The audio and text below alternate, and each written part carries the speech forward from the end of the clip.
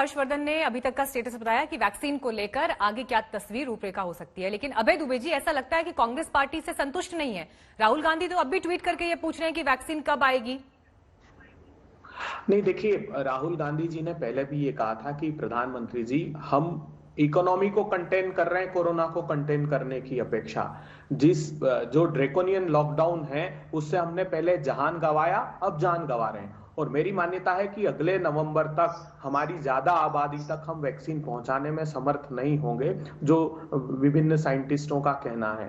अब हम आग्रह ये करना चाहते हैं कि फिर से जो ये नए सिरे से लॉकडाउन करना प्रारंभ किया है, अभी देखिए डिमांड त्योहारों के कारण बहुत बड़ी है, ये हमको देखना चाहिए। जो -23.9% जीडीपी हमने कर ली थी, उसमें एक अच्छा पक्ष ये दिखने लगा है। तो कहीं ऐसा ना हो कि फिर अविवेकपूर्ण निर्णय केंद्र सरकार की तरफ से लिए जाएं। एक तो इसमें सावधानी बरतनी होगी, दूसरा सबसे पहले हमको कोमॉर्बिडिटी और एज, इसका ध्यान रखना चाहिए वैक्सीनेशन के लिए हमको सबसे पहले, क्योंकि वो वनरेबल है। वो जवाब तो केंद्रीय मंत्री ने दिया ना, वो हमने सुनवाया। मेरा सवाल आपसे ये है कि क्या राहुल गांधी जिस तरह से ट्वीट कर रहे हैं, विपक्ष क्या मार्च तक का इंतजार भी नहीं करना चाहता, जबकि वो टाइमलाइन बता रहे हैं कि मार्च तक वैक्सीन आएगा, कैसे कैसे दिया जाएगा, इसका भी एक मोटा मोटा उन्होंने खाका बताया इस बातचीत में। मेरा सवाल आपसे ये है अभय दुबे जी, अगर विपक्ष इतना जिम्मेदारी लेकर जब ये बयान दे रहा है, तो अगर आपके पास कोई आइडिया है, कोई सुझाव है, तो आप क्यों नहीं दे देते सरकार को वो सुझाव? नहीं, देखिए, वो तो सरकार जब भी आमंत्रित, हमारे राज्य सरकारों में तो हम इस बात की चर्चा करेंगे ही सही, लेकिन प्रधानमंत्री जी जब भी आमंत्रित करेंगे सकारात्मक तरीके से। और मुझे लगता है कि देश में सबसे ज्यादा परिपक्व तरीके से अगर इस महामारी में किसी ने व्यवहार किया है, किसी राजनेता ने, तो वो राहुल गांधी जी थे। उन्होंने पहले ही इस बात से आगाह कर दिया था, मगर उनकी सलाह पर काम नहीं किया केंद्र की सरकार ने। अब हम अपेक्षा करते हैं कि कम से कम केंद्र सरकार जान भी बचाए और जहान भी बचाए। मैं फिर कह रहा हूं कि ये जिस प्रकार का क्रम प्रारंभ हुआ है, पहले नाइट का कर्फ्यू अहमदाबाद, क्या आप लोग सुझाव नहीं मानते हैं? कर दिया। क्या आप लोग सुझाव नहीं मानते हैं विपक्ष की तरफ से दिए गए? नहीं, मीनाक्षी जी, मैं अपने साथी प्रवक्ता की बात बड़ी गंभीरता पूर्वक सुन रहा था। देखिए, यही दुर्भाग्य है, अभी आम आदमी पार्टी से भी हमारे मित्र बैठे हैं, एनसीपी से भी हमारे मित्र बैठे हैं, और सबकी बातों को मैंने गंभीरता से सुना। किसी ने भी राजनीति का कोई अंश नहीं लेकर के आया इन बातों में। हम जानते हैं मामले की गंभीरता, हम जानते हैं कि मामला कितना गहरा है। और यही देखिए कांग्रेस पार्टी का जो दुर्भाग्य है, हमें कांग्रेस पार्टी से प्रमाण पत्र की आवश्यकता नहीं है।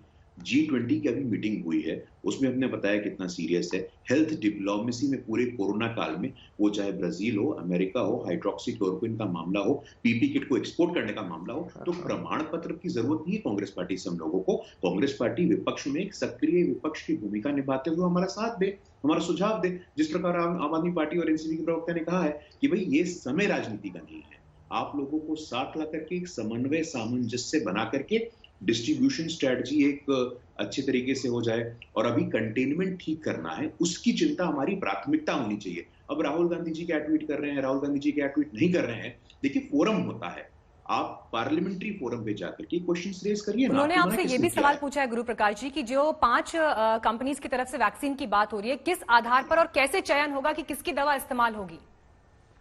देखिए, आने वाले समय में सब स्पष्ट हो जाएगा।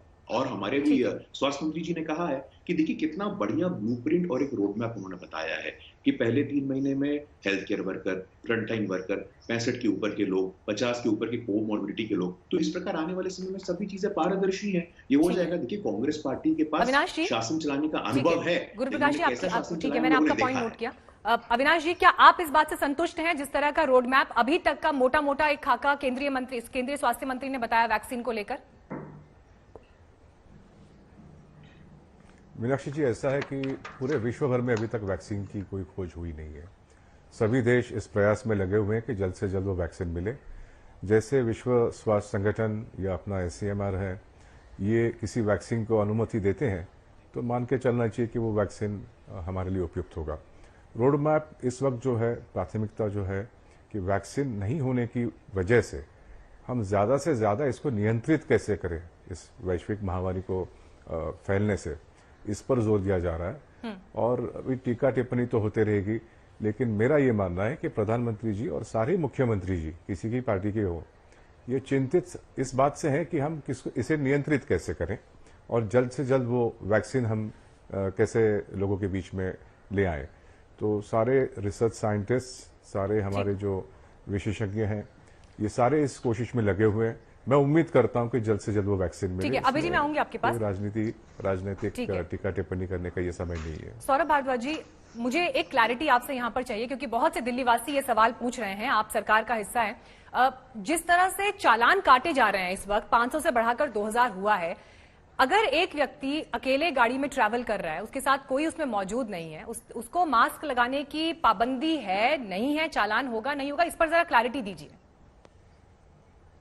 देखिए, मेरे को जितनी जानकारी है, अभी ये कोर्ट में भी विषय जो है वो गया था, और आज की तारीख में तो जो है, अगर अकेला मुझे लगता है आदमी है तो उसको मास्क पहनने की जरूरत नहीं है, मगर वो अकेला की जगह अगर जैसे ही वो 2 हो जाते हैं तो उनको गाड़ी में मास्क पहनने की जरूरत है। अगर आप बाइक पे हैं तो आई थिंक अकेले में भी आपको जरूरत है, क्योंकि आप एक्सपोज हैं आसपास के एटमॉस्फेयर के लिए।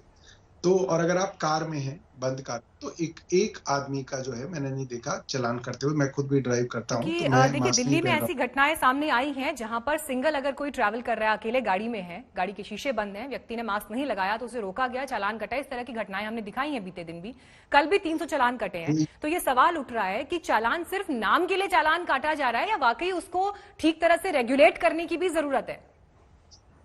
जी, इनफैक्ट मैं मीनाक्षी जी, मैं तो एक कदम और आगे जाऊंगा। मैं ये कहता हूं कि ये जो गाड़ियों के चालान कटते हैं, ये एक वेस्टेड एफर्ट है। मतलब ये एफर्ट हम अपना बर्बाद कर रहे हैं। उसका आप देखिए, आप मेन रोड पे बैरिकेड लगा देते हैं, पूरी मेन रोड पे 1-1 किलोमीटर तक उसकी वजह से जाम लग जाता है, प्रदूषण बढ़ता है।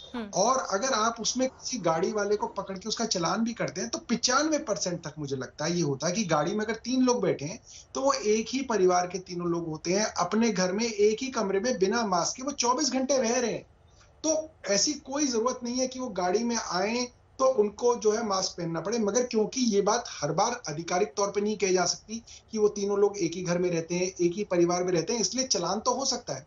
मगर मेरा जो है आपके माध्यम से पुलिस के अफसरों को मैंने पहले भी रिक्वेस्ट की, ये रहेगा कि आप जो अपना एफर्ट है वो गाड़ी वालों का चालान करने की बजाय मार्केट्स, पब्लिक प्लेसेस, पार्क्स, इस तरीके के एरियाज में जहां पे लोग बिना मास्क के घूम रहे हैं और काफी घूम रहे हैं, उनको करेंगे तो ज्यादा जो है कोरोना पे रोकथाम